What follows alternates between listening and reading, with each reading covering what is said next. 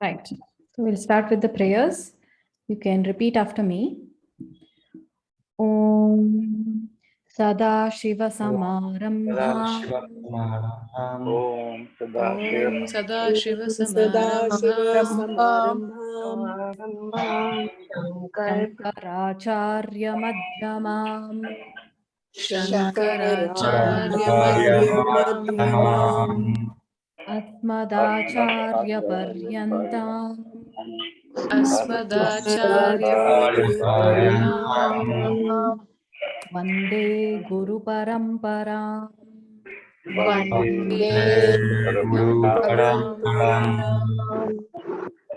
Saraswati Namastubhyam Saraswati Namastubhyam Varade Kamarupini Varade Kamarupini Vidyarambham Karishyami Vidyarambham karishyami Siddhir Me Sada Siddhirbhavatu me sada Om Sahana Vavatu Om Sahana Bhavatu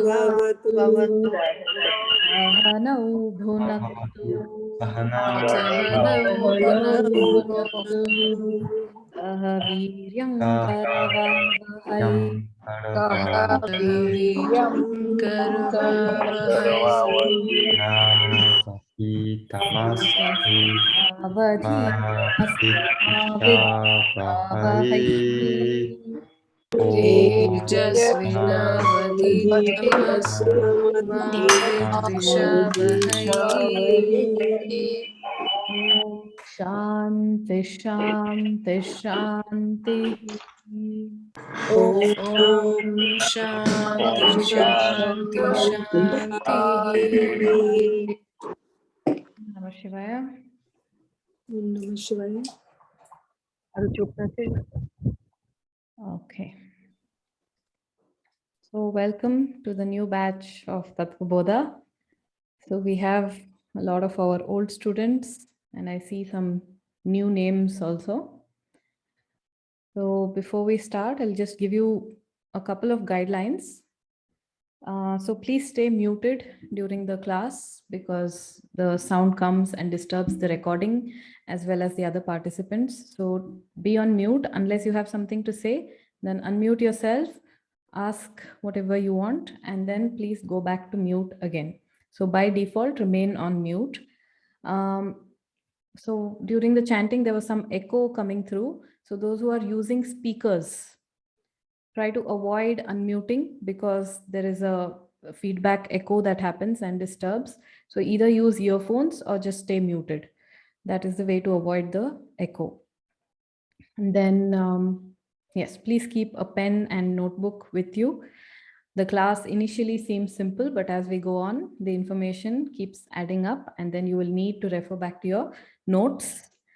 Otherwise, it gets a little confusing. So if you want to take a minute now and get your pen and notebook, please do that.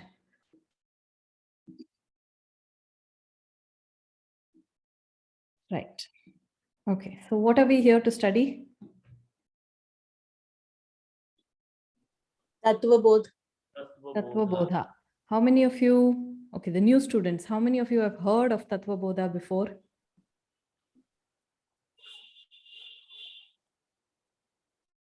No one? Not heard? I have heard in Gita class from Ravi ji sir, ma'am. And I have heard Ravi ji, Gita, you have heard. Ravi ji's 1 hour session also on Tattva Bodha. Okay, so Tattva Bodha, it's another Sanskrit text, not as famous as Bhagavad Gita, slightly less popular. And many people, in fact, have not heard of Tattva Bodha, that a text called Tattva Bodha exists. So this is an introductory Vedantic text. So what is Vedanta now? Vedanta is nothing but the knowledge of the Upanishads. So Vedanta and Upanishads can be used interchangeably, the two words. So when we say Vedanta, we are just referring to the knowledge or the teachings of the Upanishads. The word Vedanta comes from Veda Anta when you break it. Anta means the end of the Vedas, meaning the last portion of the Vedas is the Upanishads. So in Vedas, we have 4 sections, the Brahmanas, Aranyaka, Samhitas, and finally the last one is the Upanishads, and that Upanishad section is called as Vedanta. Tattvabodha is not a part of Vedas, but it talks about the same thing that is talked about in the Upanishads. So it is the same teaching presented in a slightly different form by one of the later acharyas. Okay, so this is an introductory text. We take this to learn the word meanings, to get familiar with Vedanta before we go into Bhagavad Gita and Upanishads. Otherwise, directly, if we start those texts, the word meanings and the concepts are not familiar. And in those texts, they assume that you already know everything. They don't explain over there. But here, everything is systematically explained in a step-by-step, very easy to understand way. And this acts as an introduction before we go to the higher texts. Now, what is the meaning of the word Tattvabodha? The word Bodha means knowledge, from the root Buddha. You may have heard of from the root Bodh. You may have heard of Buddha, right? Buddha, that is from the same root of this. So it is Bodhaha means knowledge. Okay. Now, knowledge of what? Knowledge of Tattvam. What is Tattvam? The word Tattvam means essence or reality, the real nature of something. So knowledge of the real nature. Real nature of what? Of myself, of me. So Tattvabodha means knowledge about the reality of my own self. That is the meaning of Tattvabodha. Okay, so this is a very basic, very brief introduction. So before we start actually with this text, we need to understand something, which is why are we studying Tattvabodha? Why to go through all this effort, wake up on a Saturday morning, come sit in the class, and then make notes and struggle like this? What is the benefit of doing all this? We need to ask this question. And you may also have the same question. And it is a very valid question. There is a saying in Sanskrit, prayojanam anudishya na mandopi pravartante, meaning that if there is no benefit of doing something, even the manda means a foolish person, a dull person. Even this manda will not take up any activity unless he sees some purpose of doing that activity. Now that is a manda. We are all intelligent people, right? And we're all sitting in this class, and definitely the question should come that why am I doing this? It should come for everything, and it should come for this also. What is the purpose of doing the activity? Before we start seeing the benefit of doing Tattvabodha, let us see the purpose of doing any activity at all. We do a lot of things in life, right? Well, we, keep on acting, we keep on working towards things because we want to achieve certain things. We have certain goals, we have certain ambitions, and we would like to achieve those things. Can you tell me some of the general things that people like to achieve? A small list of all the things that people like to achieve. Fame. Fame. Okay. Yes. Fame. People like to Success. Family, Fame, money, success. money, Knowledge. knowledge. Then Happiness. Better health, happiness. happiness, health. Yes. success. Somebody also said family life. Yes. Wisdom. Wisdom. Physical Good health. security, mental well-being, mental health. Okay. Many things, no? When we are in school, we want to achieve good marks and good grades. You grow up and then you want to get a girl or a boy. Then and you want children. Samaritan work, Hmm? Samaritan work for satisfaction, inner satisfaction. Yes, we want inner satisfaction. We want a good job. We want comforts. We want a big house, big car. We want so many things, right? We want a lot of different things. And at different phases of life, we want different things. The goals keep changing. The desires keep changing.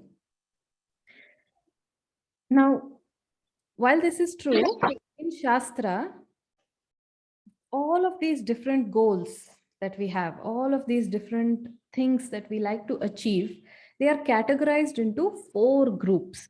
And any single object of achievement that you see, it will fall into at least one of the 4 groups. It is a general categorization.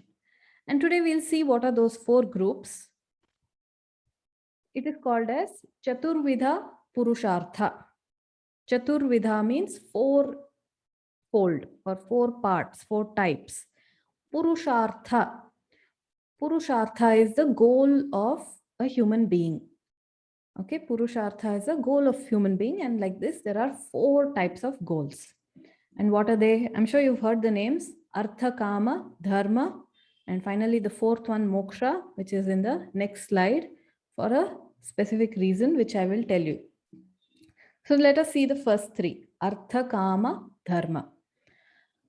Artha means security, the survival security, you can say.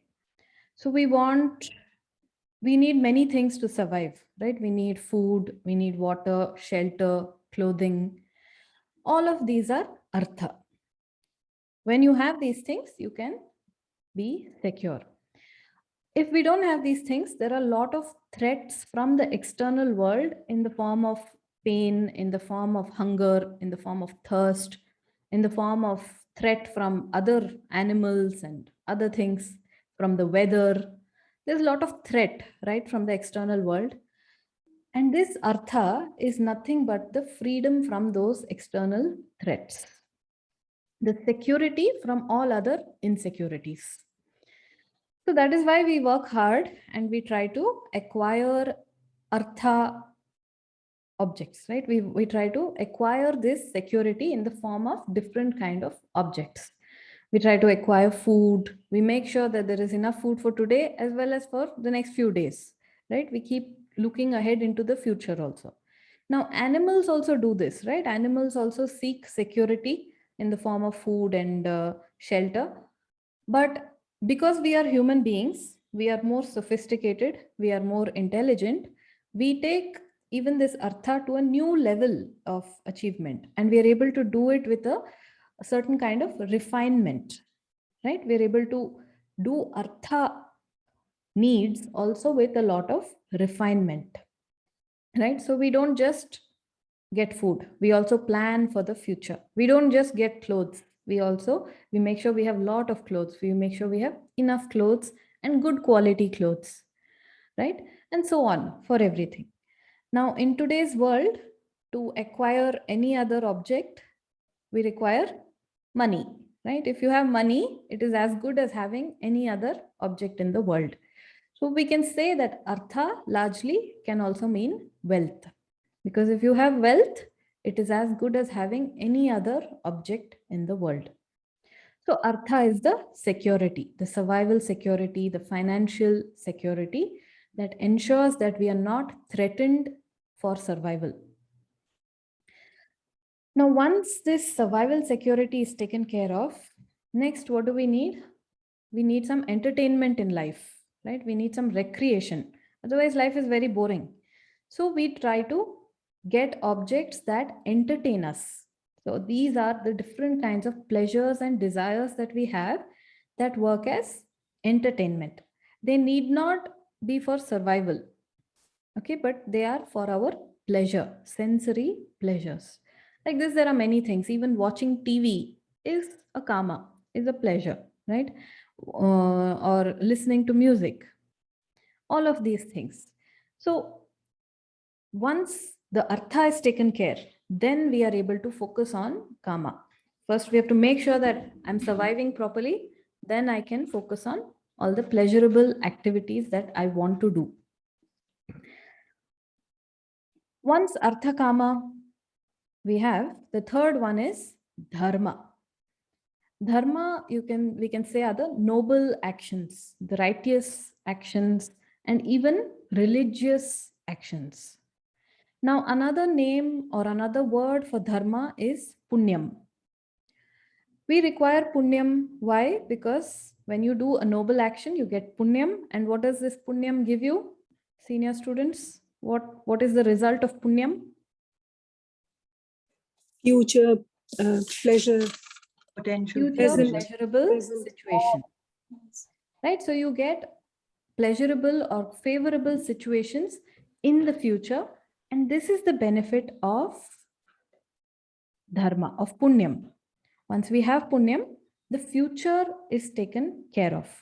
So for a lot of people, this, retirement plan, the future plans, they are very important. Otherwise, also we keep working towards better futures, right? But this punyam is not just for a better future for this life, but also into all the future lives that we have, all the next lives that we have. The punyam ensures favorable situations. And how does it come about? Through noble actions, through kind actions, generous actions, and also through religious activities.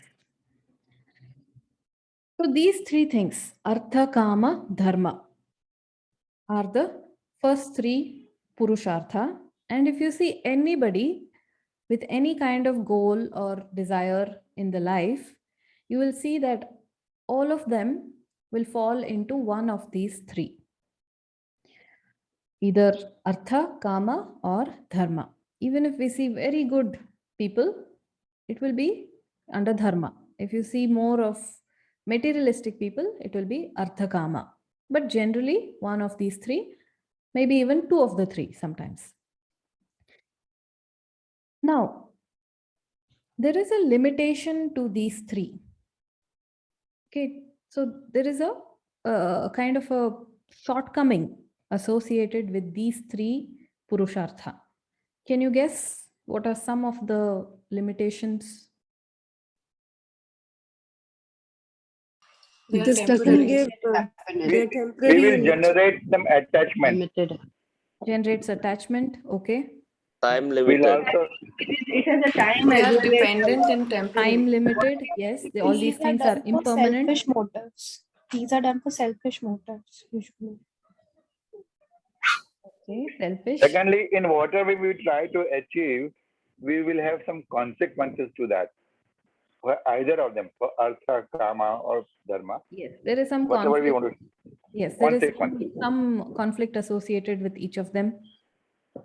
Then They will all always- create They samskaras. always You fulfill one desire always- in any yeah. of this and the next one comes up.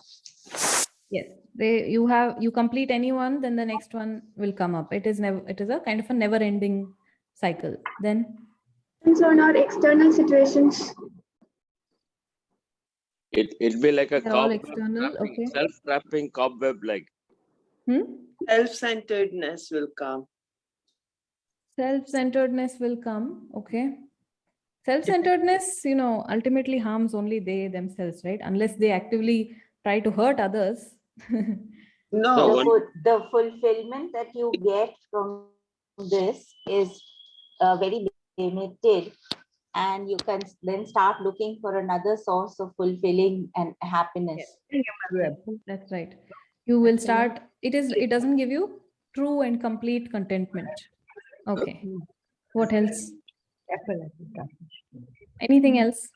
These are all temporary. They are dependent on an Or external object. temporary, dependent on external. Okay, fine. So you've got all the major points covered. So the thing is that all these three are limited in some way or the other. Now, these limitations, we classify them into 3 in Shastra. You've covered all of them, but broadly into 3 main shortcomings that come up. Now, these shortcomings, they're not just words. Okay, it's not just I tell, you listen, or you just, have a word to say about it. No, it has to become a real feeling for you. It has to become a real feeling where you feel really that all these objects of the world are limited. There is some problem here. There is something here. Something is missing. That feeling should become more and more strong. And then the real benefit of the teaching can take place. So it is not just words that we are discussing here. All these things you have to internalize. You have to really think on them and really feel, yes, this is correct. Then there will be some benefit. So what are these shortcomings? So the first one is called Dukkha Mishri Tattvam. The pleasure of all of these is mixed with pain. The pleasure associated with all of these 3 is always mixed with some amount of pain. So, Dukkha Mishri Tattvam. Now, when we talk about any of these, Artha, Kama, or even Dharma, suppose I talk about a general life, like you get married, you have a wife or husband, and then you have children, you have a nice house, a nice life. So these are all the positive aspects, which I don't need to talk about because all of you are already aware that when you acquire certain things, there is some pleasure associated with it. But there is also some pain mixed with that. How? What is that pain? The first kind of pain is the pain associated with acquiring an object, right? We have to put efforts and pain to acquire anything. For example, take a car. Suppose you want a car. So what do you have to do? You have to work at your job, maybe work extra, save some money, and then spend that money and get a car. So there is some effort involved in acquiring the car. Then there is effort involved in maintaining that car, right? There is some pain of maintenance. You have to give it regularly for service, make sure nothing happens to the car, park it in a proper place so that the police don't take it away, right? You have to look after the car, and there is some effort involved in that. And finally, the third kind of pain is the loss, the pain of loss. Now, any object in the universe is temporary, impermanent, right? Even this car, it will eventually go away. And that is also a kind of a pain, right? Even if you want to sell the car, you have to put effort in selling the car. And finally, you don't even get back as much money as you initially paid for it. Still, it is a kind of you feel that this is a kind of a loss. And this is not just for a car, right? You have to extend this example to all the different objects in the world, including your relationships. To develop a relationship, there is effort and pain involved. To maintain a relationship with another person, there is effort and pain. And finally, when that relationship ends, either there is a breakup or there is a death. When the relationship ends, then also there is pain. So whenever any object is there, the pleasure is always mixed with pain. So that is the first limitation, Dukkha Mishri Tattvam. The second limitation is Atripti Karatvam, dissatisfaction. Right? So some of you pointed this out, that even if you desire something, it is never complete. It never gives you complete satisfaction. It is not a permanent solution to your problems. When you desire for one thing and finally you get that thing, what happens? You move on to the next object, right? You desire for another object. If it is a car, now you want the next latest model of car, or a bigger car, or a costlier car, or maybe you don't want a car. Now you have moved on to desiring a house, right? So the satisfaction is never fully achieved through any of these 3. We can go on and on. We'll put all the efforts, we get all the things, but there is no real contentment. It is not a permanent kind of solution. So this is the second limitation, which is atripti karatvam. Then there is a third limitation, which is bandhakatvam, means dependence. There is a dependence created on these external objects. Right? All of these things, artha, kama, dharma, they're all external. And in order for me to get the pleasure out of these, those objects have to be there. If they are not there, then there is a kind of a pain. And so I am dependent on these objects for my happiness, for my pleasure. Now, the more and more I go on depending on things, am I more and more free or am I more and more bound? Obviously, bound, right? And this causes a lot of problems because these objects, they come and go. And with them, my emotions keep fluctuating up and down because I am attached, I am bound to these objects. So, artha, kama, dharma, these three are limited by these 3 points that I just explained. So there has to be a different kind of solution, right? There has to be some solution that is more permanent, more of a real permanent kind of solution, right? It should not create further problems. And that is the fourth and final Purushartha called moksha. Roughly translated as liberation. So the question should come, liberation from what? Right? When you say liberation, it means there is some bondage. So liberation from what? From all of these dependencies, from all of these insecurities, from all of these problems of life that we keep on facing. That is moksha. Okay? So till here, is it clear? Medhaji, can you repeat the fourth, the one about dependency? That is the third one. The first one is called dukkha mishritatvam, pleasure mixed with pain. Second one is called atripti karatvam, dissatisfaction. Third one is called bandhakatvam, dependency is created. There is a dependency, bondage. Thank you. I had a doubt. In Yeah. order to achieve moksha, we will have to put in effort, and that involves a little bit of pain. So that dukkha mishritatvam will be applicable in this case also, right? No, moksha doesn't work in the same way. That's a very technical question. It's a good question, but you need some more time for that answer. Okay, thanks. Moksha is not, I don't know if you will understand this, but moksha is not a karma phalam. So we cannot say it is born out of karma. So it is not something that is born out of effort. Effortless It is already effort. there. It is already there. You just don't know. That is moksha. But isn't moksha also a type of karma? This is an acceptable kind of karma. There is a specific word for those who desire moksha, and that is called mumukshutvam. That is an acceptable desire. And finally, the point is that in order to get moksha, you have to let go of even mumukshutvam. Okay. The desire for moksha itself becomes an obstacle for moksha in the later stages.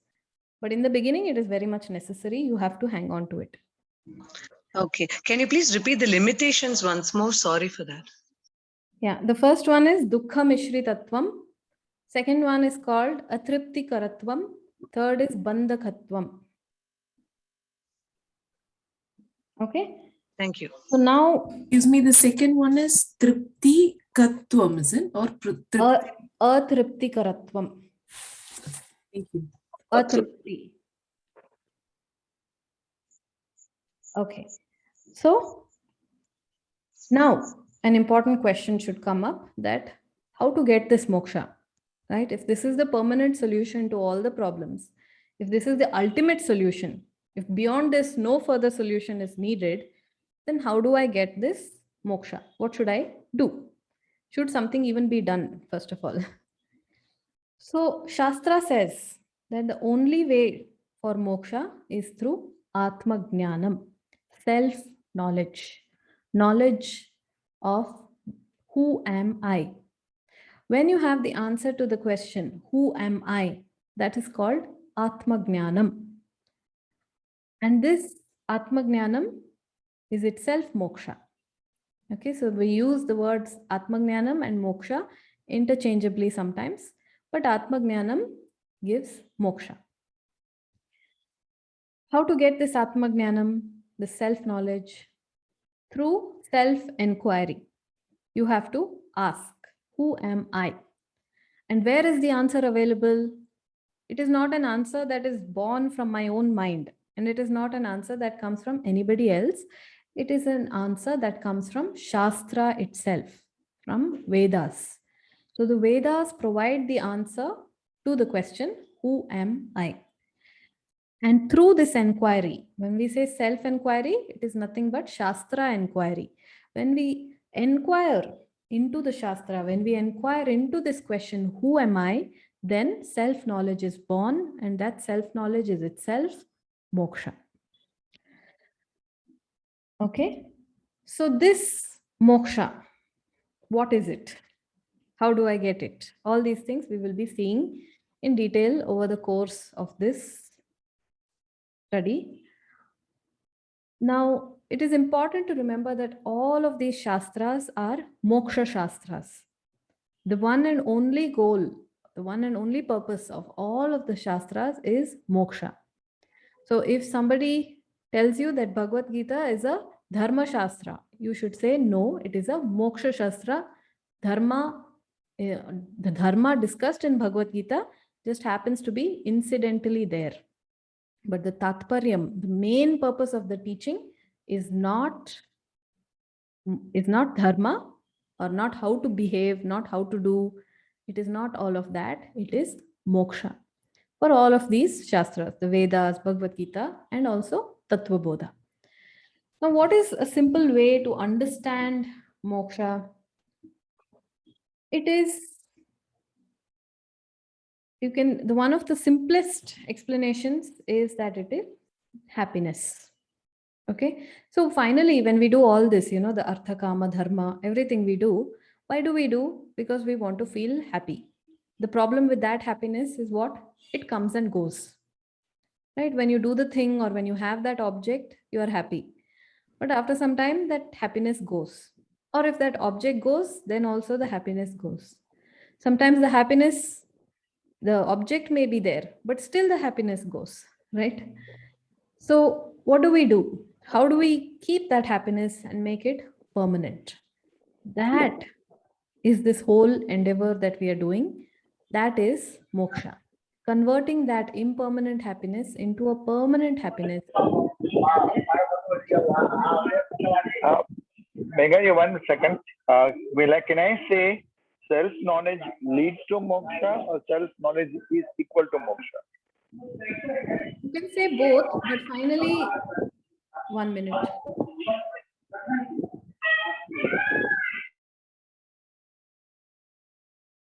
So the final understanding is that the knowing is itself the phalam, the fruit. The knowing is itself the fruit. So both statements are correct. You can say Atma Jnanam leads to moksha and Atma Jnanam is moksha, because there is no further thing to be done. That is the difference between this knowledge and every other kind of knowledge. It's like, for example, suppose you fall sick and you have knowledge of which medicine to take. Is it enough to have knowledge that I have to take this tablet? It is not enough. You have to have the knowledge of which tablet to take, and then you have to go take that tablet. Then you get the fruit of that action, right? But in this case, in self-knowledge, knowing is itself the fruit of that. There is nothing further that needs to be done. Get it. But then the question is, while I'm here, I'm able to get temporary happinesses, but when I get, say, full happiness, complete happiness, get to moksha, I'm not there only. How does it matter? Who gets it? Yeah. What it means is that there is no more limitations and problems associated with of this life. So what remains is only peace and happiness. I don't exist anymore. Once I reach that stage, I don't exist Body anymore. and mind will continue to exist after moksha. It is not equal to death. Body and mind will continue to exist. And as long as mind is there, it will continue to experience.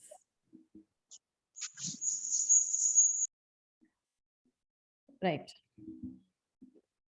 So that then we cannot say that it is absence of everything. Moksha is not an absence of everything.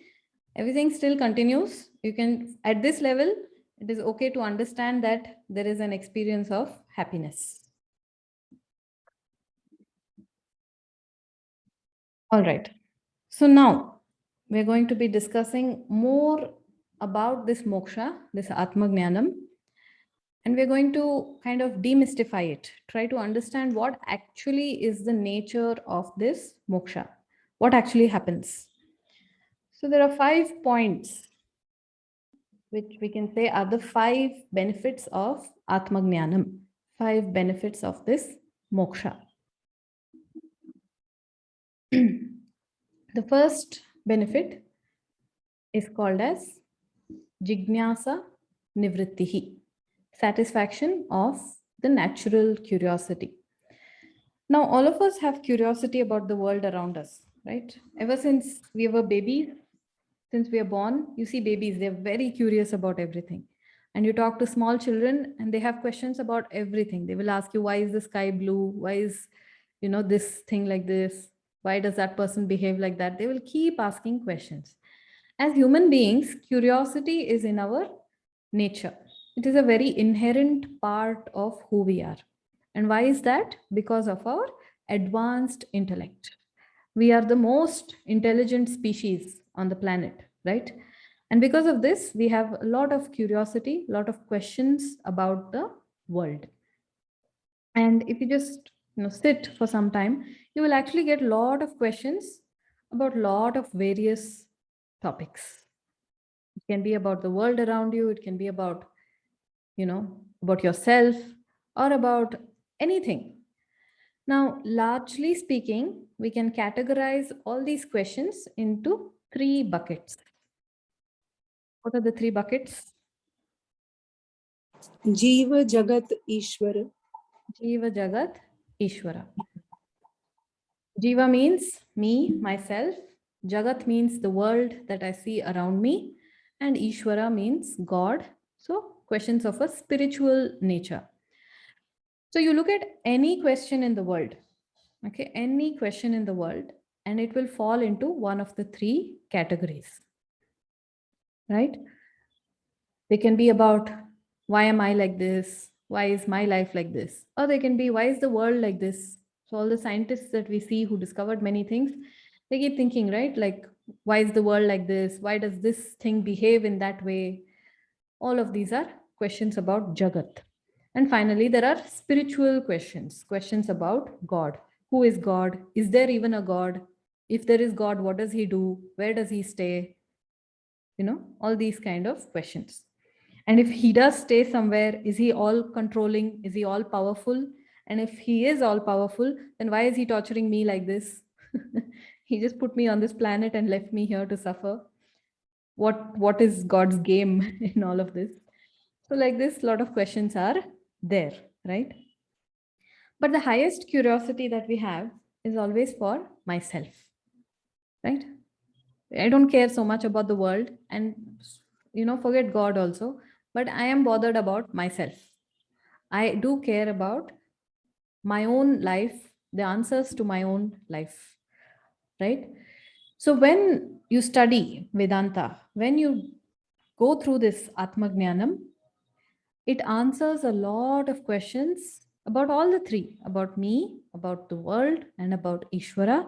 All the answers come, and with the answers, there is a big relief, because all the different kind of questions that we have, they trouble us.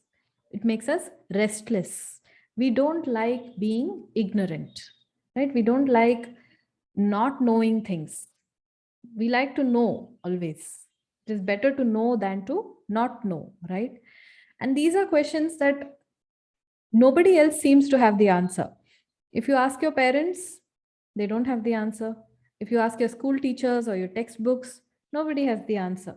When you ask certain fundamental questions, right? This Shastra, this study has the answers to all of that, and knowing that brings big relief and brings a lot of peace of mind to you. You can ask the senior students, yes or no? Yes. Definitely. Definitely. Yes, yes. Okay. So this Atmajnanam is aimed at relieving this natural curiosity and bringing peace. It gives you that peace. So this is the first benefit. It gives you a lot of peace by answering a lot of fundamental questions that are there in everybody. Then we move to the second benefit of Atmajnanam, which is Vidyananda Praptihi, the happiness that is born out of self-knowledge. There is a small little Subhashita in Sanskrit. Subhashita means a little poem. And this particular poem is glorifying Atmajnanam. It says, Na choraharyam, na cha rajaharyam, na bhratrabhajyam, na cha bharakari, vyaye krite vardhata eva nityam vidyadhanam sarvadhanat pradhanam. What it means is, na choraharyam. This knowledge cannot be stolen by the thief. The thief cannot come and rob your knowledge, right? Nacha rajaharyam. This knowledge cannot be taken by the kingdom, by the king or the government. They cannot tax you for your knowledge also, right? They cannot take it in any way, nor can they apply tax on knowledge. Now, bhratrabhajyam. Your relatives and other friends, nobody can come and steal the knowledge away. Nobody can ever separate you from your knowledge. Nacha bharakari. It is not a heavy thing also. It is not a burden on you. There are certain things, when you get them, it actually becomes a burden in your life. But this knowledge is not a burden in any way. Then vyaye krite vardhata eva nityam. This knowledge is so special that the more and more you spread it, the more and more it only grows. It is not like money. If you spend money, your account balance decreases. The other person's account balance increases. But when it comes to knowledge, when you teach, when I say when you spread knowledge, what it means is teaching. So when you teach, can you say that your own knowledge decreases? No. Actually, on both sides, the knowledge only increases. This is the only thing that the more and more you spend it, the more and more you spread it, it only goes on increasing. And that is why Vidya Dhanam Sarvadhanat Pradhanam. The wealth of knowledge is the most supreme form of wealth. The wealth of knowledge is the most supreme form of wealth that a person can have. Now, when it comes to this Atmajnanam, there is something that we need to understand. This knowledge, we call it as Vidyananda. There is another kind of thing called Vishaya Ananda. Vishaya Ananda means the happiness that is born out of an object. Vishaya means an object. So happiness that is born out of an object is called Vishaya Ananda. And happiness that is born out of knowledge is called as Vidya Ananda. Now, this Vidya Ananda is obviously more subtle than Vishaya Ananda, right? Any kind of intellectual pleasure is more subtle and more superior than a gross pleasure. So you may have heard of the story of Archimedes. The moment he discovered something, his Archimedes law in physics, The moment he discovered it, he was running on the streets without his clothes, shouting Eureka, Eureka, right? So the intellectual pleasure is more subtle, and that is why it is more superior, more supreme than gross pleasure. What is gross pleasure? Pleasure from your sense organs, pleasure from, say, eating food or watching a movie. A more superior pleasure than those gross pleasures is through knowledge and through intellect. Now, this Vidyananda, this self-knowledge, is even more superior than just discovering a law of physics, than just a simple intellectual pleasure. This is the most subtle, most supreme, most intimate kind of pleasure that a person can ever experience. This Vidyananda, another unique thing, as told by this little Subhashita, is that it never goes.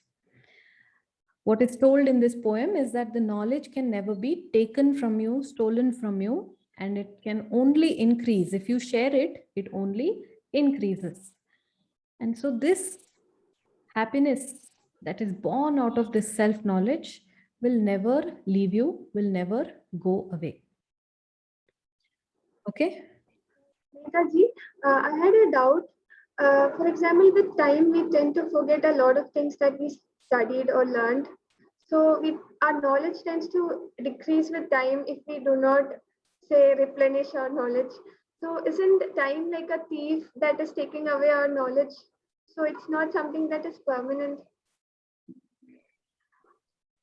When you come to the later classes, you will learn about something called Nididhyasanam. And Nididhyasanam keeps happening all the time. It's not, this knowledge is not something like what you learn in school. You know, you learn it for the sake of exams and you forget. This is not that kind of knowledge. This is something that is with you in your mind all the time. And that is why Mananam and Nididhyasanam are continuous, continuously happening. Even Jnanis, even the enlightened ones are in constant Nididhyasanam, constantly. So Nididhyasanam is the internalization of the teaching. Constantly, it must keep happening. Okay, thank you.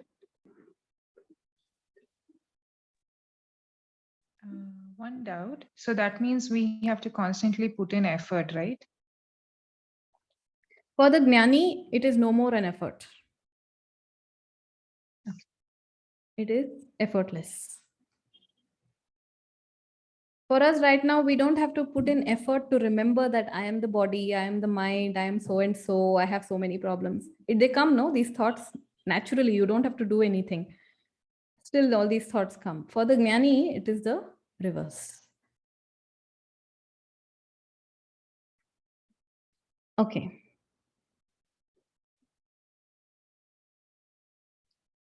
That is the second point, which is Vidyananda Praptihi, happiness born out of the self-knowledge. Then we come to the third point, third benefit, which is Karpanya Nivrittihi, freedom from desperation. So I mentioned that we have two kinds of happiness, right? The Vishaya Ananda and the Vidya Ananda. Vishaya Ananda means the pleasure that we get from the various objects of the world. Now, when we think that this Vishaya Ananda is the only source of happiness, what happens? We become dependent on those objects. Excuse me, ma'am. Can you just show the previous slide just once? Thank you. We think that the only way to get happiness is from objects of the world. And if those objects are not there, then my happiness is also not there. This is the general understanding that people have, that to be happy, I need this thing. Now, unfortunately, those things are not always available, right? They come and they go. Whether it is money, whether it is relationships, whether it is health, whether it is, different kind of objects, whatever it is, they all come and go, right? Nothing ever comes and then stays permanently, right? So when I think that these objects give me happiness, what happens when they go? I think that they take away my happiness also. And so in that way, I become dependent on these objects, and not just dependent, I become desperate for these objects. I need these objects, otherwise I cannot be happy. This becomes the mindset. This becomes the mentality. But what happens with Atmajnanam is that these things are secondary. Yes, they give you some amount of pleasure, but what do you have? You have Vidya Ananda as your backup. If the objects are not there for you to enjoy, it doesn't matter because you have Vidya Ananda, right? So in life, always we keep backups, right? We always keep backups and extras of things. Even your laptop, you do a backup once in a while, right? When you go out, you carry this portable chargers, right, for your phone in case the battery drains, then you have something. Otherwise, it's a lot of tension. If the battery of the phone dies when you're outside, it's a lot of tension. So what do? You carry this portable charger and you can charge your phone anywhere and you'll be totally relaxed. At home, we keep UPS, right? The uninterrupted power supply, the inverter, what they call. That is a backup. In case the current goes, then I have a backup. I need not worry. This is the same thing. This Vidya Ananda acts as a backup in case Vishaya Ananda is not available. So it is your uninterrupted Ananda supply. And because of this, there is no stress and no strain. And this is a unique and very wonderful teaching of Vedanta. It never tells you don't enjoy the objects of the world. It never says stop indulging or stop enjoying the, all the sensory pleasures. It says when they are available, these sensory pleasures, enjoy them. And when they are not available, enjoy your Vidyananda. So if the object is there, it's okay. If the object is not there, still it's okay. So we never say don't go behind these things, or don't enjoy things if they are there in front of you. You can enjoy, but at the same time, the Vidyananda is there as your backup when these objects are no longer there. Okay, so this is the third point, Karpanya Nivrittihi. Nivrittihi means freedom and Karpanya means desperation or dependence. Okay, any questions?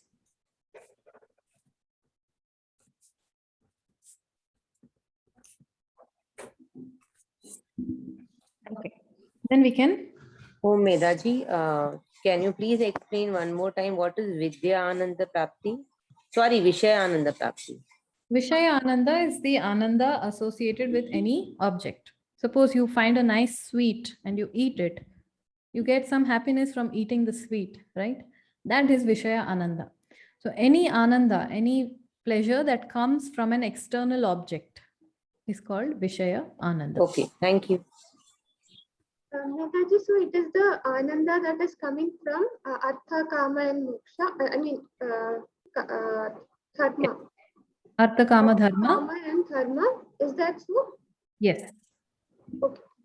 And Vidyananda is from Atmajnanam or Moksha. So that is another benefit of Atmajnanam. Then we come to the fourth point, which is Aghata Nivrittihi. The fourth benefit of Atmajnanam is Aghata Nivrittihi, freedom from shock or trauma. Aghata means shock or trauma. Nivrittihi means to be free from.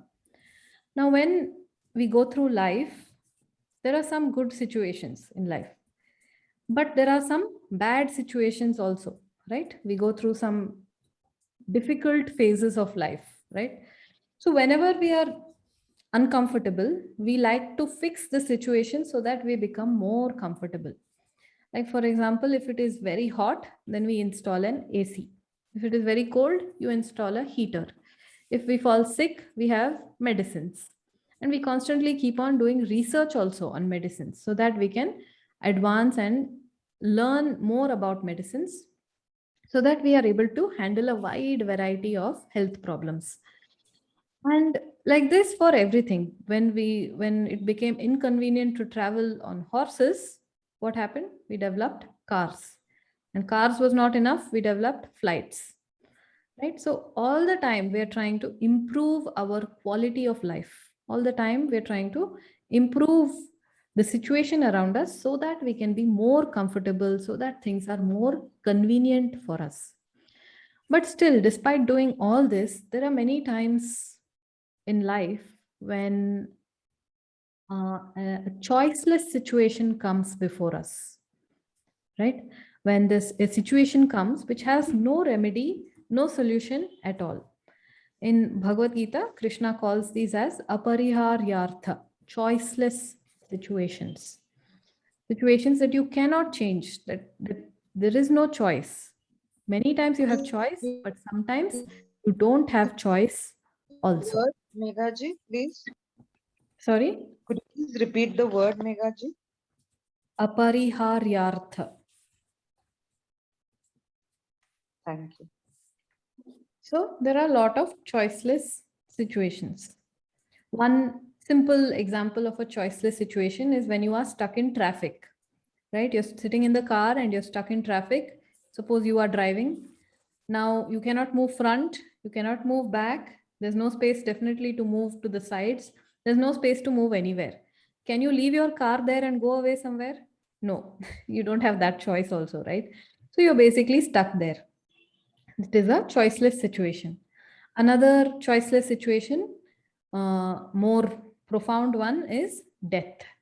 When there is a death in the family or somebody that you know has died. There's no choice there, right? That person has gone. Is there any way to bring them back? No. Death is one of those things that we cannot change at all, even if we want to. So when this choiceless situation comes, there is still one thing that is possible, one choice that remains. And what is that? We can, the impact not to can be get regulated. How we behave. Yes. Our How that reaction to it. Handle the situation. how you handle or how that situation impacts you. The So choice. how we reconcile with it, Yes. How to, 1 minute. Accept. So how, when we say choiceless situation, it is only with respect to the external world. Outside, you cannot change anything, but inside, you still have control, right? And how that situation impacts you, that is very much within your hands. So different situations affect different people differently, right? You see, some people become very upset over small things, and some people are not bothered. Why? Why does that happen? It is because the same situation affects different people differently. So there is the classic example of the child who has lost his toy and now he is crying. Now, does the mother cry with the child? No, right? Why? It's the same situation for her, right? The toy is lost, but the impact on both of them is different. The child cries more for the toy and the mother does not cry for the toy. Supposing the mother loses a gold necklace, who cries more? The mother cries or the child cries? Right? Actually, whoever is attached with that, who thinks it is his possession, he cries on the loss. Yes. So the way the situation impacts us is always different. We see that different people are impacted differently. It may feel like it is very random, but actually the situation, the impact is very much within your control. You can develop and change or evolve yourself in such a way that situations do not have such a big impact on you. And that is the fourth benefit of Atmagnanam, that there is freedom from shock and trauma. It acts as a shock absorber from all these events of the world. The events of the world do not trouble you in the same way. They do not shock you. They do not traumatize you. Okay, so this is the fourth benefit, which is aghata nivrittihi, that you will not be traumatized by events of the world. The knowledge acts as a shock absorber and protects you from being emotionally traumatized.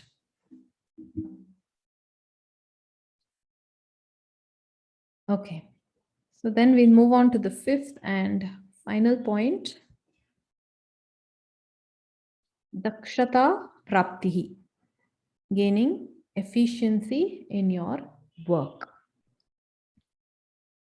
Now, they say that a poised mind is an effective mind. Poised mind is an effective mind. What does that mean? That a person who is calm and cool and maintains the composure, this person is a very efficient person and is able to do the work very well without being distracted, without being disturbed, right? If you see the application eligibility for all these defense positions, the Navy or armed forces, you will see one of the eligibility criteria is that must be able to remain calm in tense situations. They put that, in the eligibility criteria. Why? Because things tend to go wrong. And in those kind of jobs, things tend to go wrong more frequently. And in those times, if you panic, you become useless to yourself and to everybody else also. And such a panicked person, in fact, is capable of causing more problems, right? Not only is he not a solution, but he also himself becomes an added problem. So that should not happen. But what is happening here actually? That when you panic, when you get emotionally disturbed, it affects your output. It affects the kind of work that you do. So there is the situation which has an input on you, and this input affects you in such a way that your output is also disturbed. So, you think back to your mathematics exams in school. When you were giving the exam and suddenly one of the problems you're not able to solve. From that point on, it goes downhill, right? Because you panic because you're not able to solve one problem, and all the future problems, even if you know the answer, you're not able to get the answer or solve it because you have now panicked, right? So this is the relationship. There are two aspects of the personality. In every person, we have two aspects. So in me, there is a bhokta personality, which is a receiver personality. Bhokta means the one who experiences the things, the one who, gets the input from the world. So me as a bhokta gets some bad news. Then what happens to me as a karta, the one who performs or the one who does action?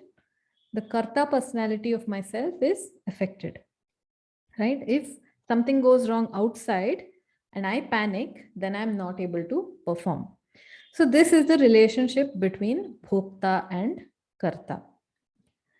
So in this panicked state, we are not able to do anything. And in an emotionally disturbed state, we are not able to perform actions very well. So now what happens with this Atmagnanam is that bhokta personality is protected from the traumatizing events of the world. We saw this in the previous point, which said aghata nivritti, right? There is freedom from shock and trauma, and that freedom is for the bhokta, right? The bhokta is protected from the traumatizing events of the world. And so what happens? The karta is not affected negatively. And so this person who is protected by this jnanam is an efficient person. He's able to discharge his duties in the most efficient way, no matter what is happening in the external world. Okay, so this person, he is free from being troubled by all the events of the world. And in that way, he has efficiency. Okay. So, there's an interesting example of for example, say virus. The full form of virus is vital information resource under siege. When your computer gets a virus, it is not that the information has vanished. Okay. Sometimes the information is there. It is just that you are not able to access it. And this is what happens to all of us when we become emotionally disturbed. It is not that we don't know. It is just that we are unable to reach that information. It is just that we are unable to reach that part of the mind where the proper knowledge is stored, and unable to present it or use that knowledge, apply that knowledge. And so we become kind of useless. It is kind of, also called as amygdala hijack in medical terms. Amygdala hijack means that the emotions take over and you're not able to think, you're not able to perform. And whatever you knew also, your rational part of the mind, which was there, it is not that it is not there. It is very much there. It is just that you are unable to reach it. And when that happens, then you are not able to perform well. So to prevent that from happening, we have the Aghata Nivritti, the Bhokta personality is protected. And when the Bhokta personality is protected, the Karta personality is able to perform well. And so another benefit of this Atmajnanam is that all the work, all the tasks that you do, it will be performed with the utmost efficiency. Okay. And so these are the 5 benefits of Atmajnanam or moksha. So moksha is nothing mysterious or nothing magical. It is just this: living life at the highest quality possible through these 5 benefits. Okay, so I will be stopping here. If you have questions, we can spend a few minutes and then we'll wind up. We'll get the recording of this because I like to go through it immediately so that it's fresh. Yeah, it will be available on Facebook also, and I will share the link from YouTube also. That will be very nice. Thank you, ma'am.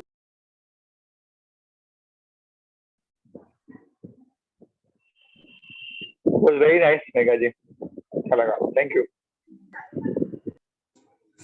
Thank you, Medhaji. Thank you. So Thank you. Will we have later classes too? More Sorry. classes on these? Yeah. So next week we will be having the next class where we will talk a little more about background, and probably from the class after that, we will be starting with the Tattva Bodha text. Okay, thank you. Om Medhaji, Satya here. Yeah, hi. Hi. I need this course material for reference. I think we had a PDF copy. I think I misplaced it somewhere. Can you share it with us? Yeah, it's on the group, so I'm sure somebody can share it. You're in the group? Oh, okay. Yeah, I'm very much in the group. I don't know how I missed it. I'll go through it. I'm traveling. That's why I couldn't put my, unmute myself before. I'll check it again. Yeah. Thank you very much. All right. Thank you all very much. We'll end with the prayer. Om Purnamada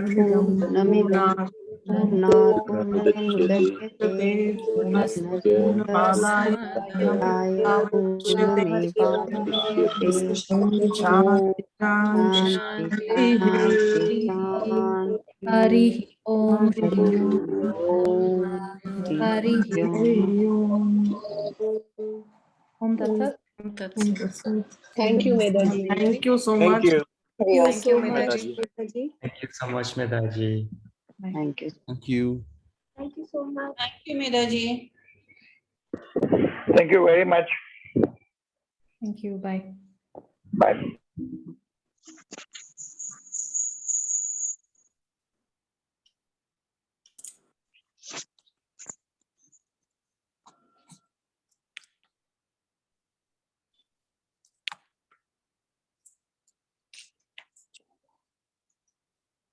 Anything else?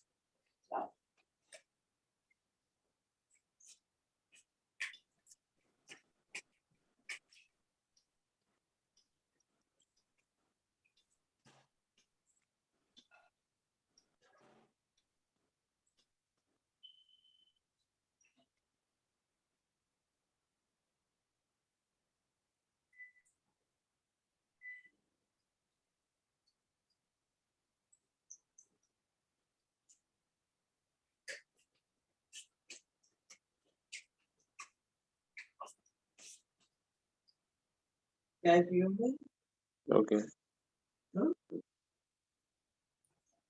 Yeah. Okay. Okay.